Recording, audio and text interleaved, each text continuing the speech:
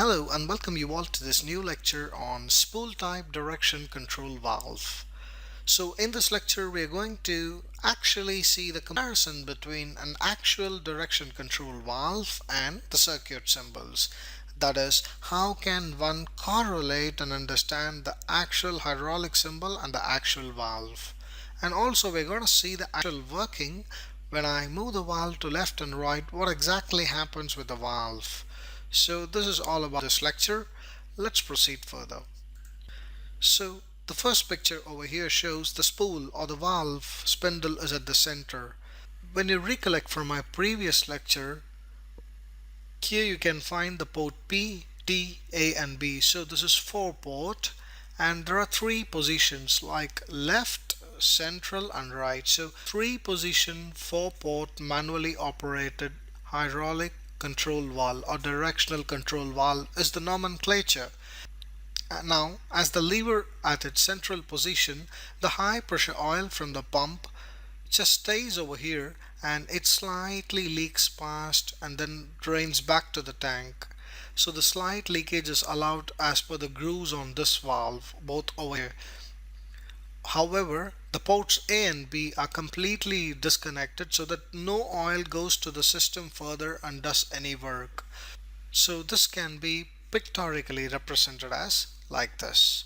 Port P is disconnected, port A and B are disconnected and T is disconnected. So no oil goes or nothing happens in the system. However, you have other 2 positions here. Let's see how does that work.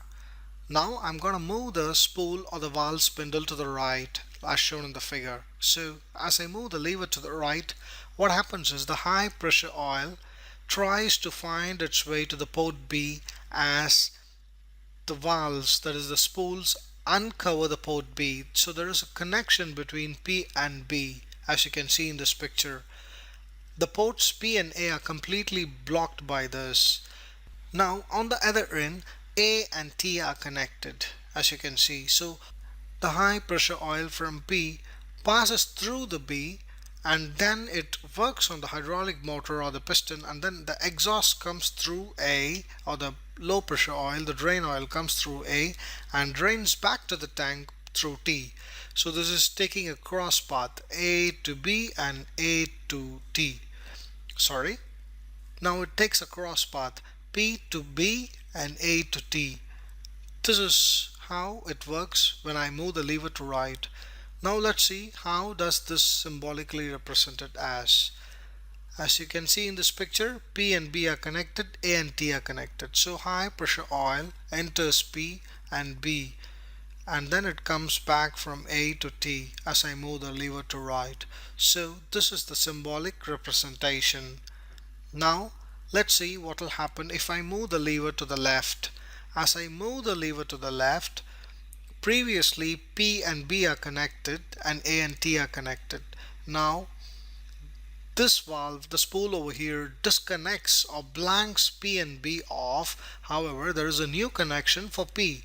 The high pressure oil finds its way to the port A and then goes to the hydraulic motor or piston and then drains back directly to 3. So as you trace this path, P and A is straight, B and T is straight. Now symbolically we can see it as P and A straight, B and T straight. So this is how you can symbolically represent a 4-port 3-position direction control valve. However, if you add up a spring here, you can always say that it is spring centered. So that completes this lecture, a comparison between the actual valve and symbolic representation. In my next lecture, I will show you how to deal with the poppet type direction control valves, its working, internal construction and nomenclature. Thank you.